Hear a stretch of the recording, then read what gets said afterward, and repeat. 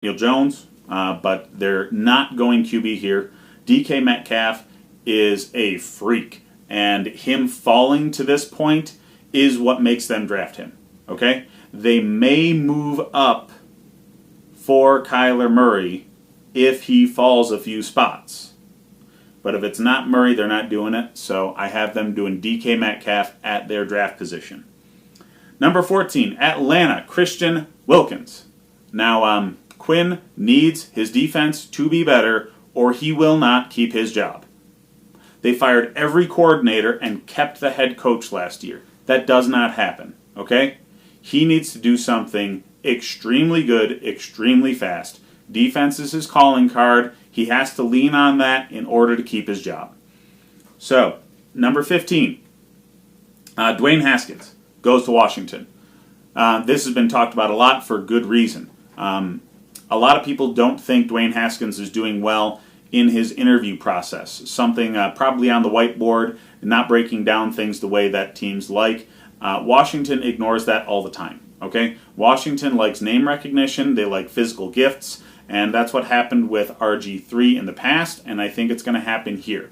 Haskins is a smarter, more developed passing talent than RG3 was. He's nowhere near the mobility threat that RG3 was, but the story remains the same. They don't do a heck of a lot of homework or care a lot about the in-classroom or off-field stuff. They care about what they think game film tells them, and physical abilities. That's it. So Washington's going to pick up Haskins here. He's probably not going to live up to the billing, but I would like to see him do so and shut some people up. I really would. So, number 16, we went with Brian Burns. Carolina needs pass rush. Defense is the identity of this team. Okay? Defense first, always. Cam Newton getting a healthier shoulder for this season is going to be the entire boost that the offense needs. Getting a better pass rusher in Brian Burns will make this defense nasty again. A lot of people have Ferrell going here, but I think Burns is a better overall prospect. Now, we're getting deep into it here. 17. Oh, you know how I mentioned Ferrell? Yeah, he's going here. So the Giants are using Gettleman's model, and Gettleman's model from when he was in Carolina is line. Okay, offensive line and defensive line come first, and quarterback is important. Skill positions come after that. Running game is prioritized over passing targets always.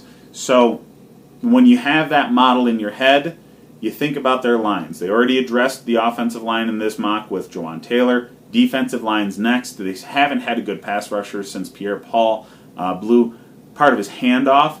So we're going to go with Ferrell here. And let's see. Next, we have the Vikings up. And Andre Dillard is a no-brainer pick here. They need to protect that huge investment that they gave to Kirk Cousins.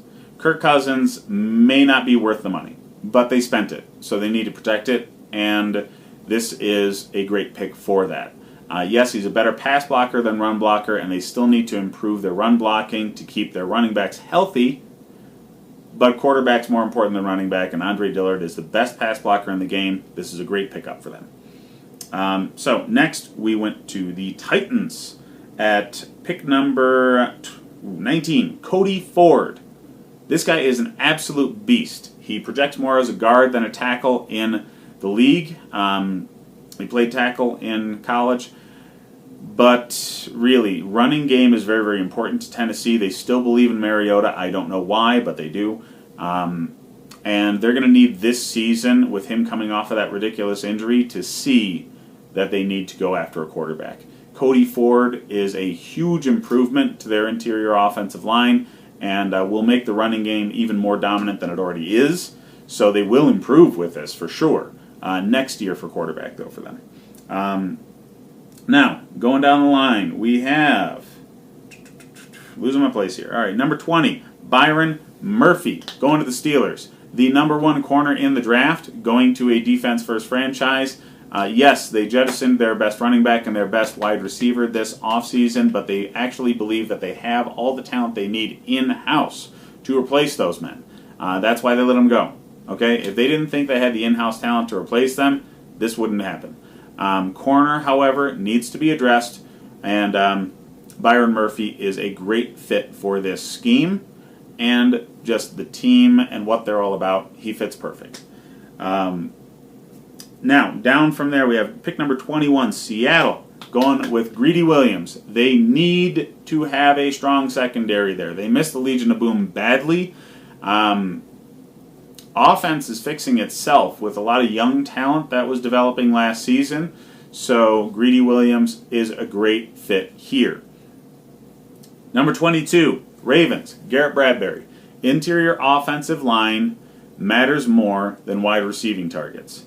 Now, they spent last offseason picking up wide receiving talent to fix that for Joe Flacco, and it was working. Then he got hurt, got replaced by Lamar Jackson, and he did not know how to use those receiving targets. It had nothing to do with them being bad. Okay? John Brown was the best deep ball man in the country behind only Tyreek Hill before Flacco got hurt. So it has nothing to do with the targets. Investing in that is a waste. Investing in interior offensive line will protect the quarterback more and strengthen a strength in your running game. Now, we're going to number 23, Texans, Dalton Risner. They need to keep Deshaun Watson on his feet. That is the recipe for this team being a perennial playoff contender. Keep him on his feet. Keep him from being hurt. Dalton Risner is perfect for this. He's an extremely well-rounded tackle. A lot of people have him going in the second round. I don't think he lasts that long. Offense and defensive line are far more talented positions than everything else in this draft. So, number 24. Hey, Raiders fans, you're going to hate me some more. Josh Jacobs. Yes, running back is being devalued in this league. But ever since people have been saying that 5 to 6 years ago, running backs still go in the first round. Okay? People like running backs. Yes, they are short-term solutions. They're usually only guaranteed to be good and in their prime for the first contract. I get it. But Oakland needs to sell tickets, and they want an offense that John Gruden approves. And Jacobs is perfect for that. Running back is a terrible position of need on this team. They can address the offensive line later on.